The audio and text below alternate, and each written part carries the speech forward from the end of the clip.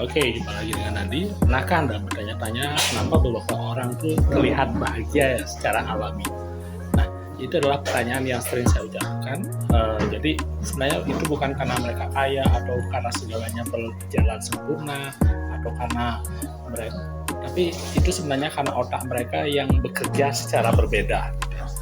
Jadi jika saya katakan bahwa kebahagiaan itu bukan dari sifat kepribadian dan juga bukan suatu anugerah gitu, tapi ini adalah sebuah keterampilan yang bisa dilatih oleh otak Anda. Nah, jadi dengan kita melakukan namanya micro habit atau kebiasaan kecil yang hanya membutuhkan beberapa detik saja sehari, kita bisa membuat perubahan yang cukup besar. Jadi ini sebenarnya rutinitas 30 menit bukan sesuatu yang harus sempurna, bukan sesuatu yang harus dilakukan dengan kerja keras. Ini adalah kebiasaan mikro yang sangat kecil, yang sangat sederhana. Jadi hingga otak itu bisa mengubah diri sendiri tanpa Anda sadari gitu ya. Nah, konsepnya adalah seperti ini. Jadi kali ini kita akan menunjukkan ada 7 kebiasaan ya, yang kebiasaan mikro yang paling kuat yang bisa Anda lakukan, yang ini adalah didukung oleh psikologi dan juga neuroscience, yang bisa membuat Anda jadi langsung lebih bahagia. Nah, jadi kapan saja Anda mau, dan ini sederhana sekali. Jadi, dan pastikan kebiasaan yang nomor 7 adalah yang paling sering diabaikan oleh orang lain. Tapi yang kebiasaan nomor 7 ini menciptakan transformasi emosional yang terbesar. Jadi jika Anda melewatkan sesuatu, tolong jangan lewatkan kebiasaan yang nomor 7 ini. Jadi mari kita mulai. Jadi mengubah otak Anda untuk bisa menemukan atau menghasilkan kebahagiaan itu adalah suatu kebiasaan kecil, di mana kebiasaan yang pertama yaitu saklar senyum 3 detik istilahnya.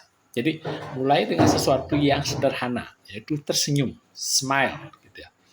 Nah, tersenyum ini ada istilahnya, mungkin udah sering Anda dengar ya, seperti di apel tiap pagi itu juga ada yang sering diucapkan, senyum dong gitu. Jadi otak Anda itu memiliki loop atau umpan atau hook, di mana wajah Anda akan memberitahu otak bagaimana perasaan Anda.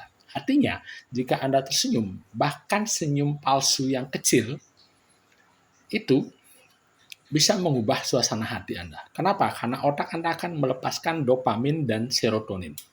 Itu adalah hormon kebahagiaan. Dan itu hanya dengan pura-pura senyum, kita akan seolah-olah benar-benar bahagia. Makanya kenapa psikolog menyebut senyum sebagai jalan pintas dari neurokimia. Gitu. Nah, ini adalah kebiasaannya. Jadi tersenyumlah selama 3 detik. Senyum simpul boleh, senyum yang sederhana, itu saja. Bisa mulai dari saat bangun tidur gitu misalkan. Jadi daripada kita nunggu akan ngerjain apa, cobalah tersenyum. Jadi sesederhana itu. Tersenyum, kemudian 3 detik Anda akan merasakan sedikit kelegaan. Nah, itu otak Anda akan mulai menyesuaikan bahan kimia, yaitu hormon-hormon kita, neurotransmitter kita, di mana dengan sebuah kebiasaan mikro terjadi pergeseran neurologis yang nyata. Itu adalah tersenyum. Kemudian kebiasaan nomor 2 adalah reset napas 10 detik. Jadi napas Anda adalah satu-satunya sistem di dalam tubuh Anda yang otomatis dan bisa Anda kendalikan. Ya. Jadi sekali lagi, napas yang bisa Anda kendalikan. Itu berarti jika Anda bisa mengubah napas Anda bisa mengubah emosi Anda. Itu kata kuncinya ya. Jadi ketika Anda sedang stres, napas Anda pasti pendek, dangkal, cepat gitu ya. Jadi otak Anda akan mengira Anda terancam, akan ada bahaya, sehingga tubuh Anda bereaksi dengan kecemasan, kekhawatiran, ketakutan, ketegangan, dan pikiran yang berlarian kemana-mana, atau disebut sebagai overthinking. Nah, inilah kebiasaan mikronya. Saat Anda napas perlahan, dengan tarik napas selama 4 detik, kemudian tahan napas selama 2 detik, kemudian hembuskan napas selama 6 detik, itu saja. Jadi 4-2-6. Jadi satu tarikan napas akan mengaktifkan sistem saraf parasimpatis, yaitu saraf yang membuat kita bisa rileks. Sehingga saklar ketegangan alami tubuh Anda akan menurun. Dan bagian terbaiknya, Anda bisa melakukan ini di mana saja, kapan saja.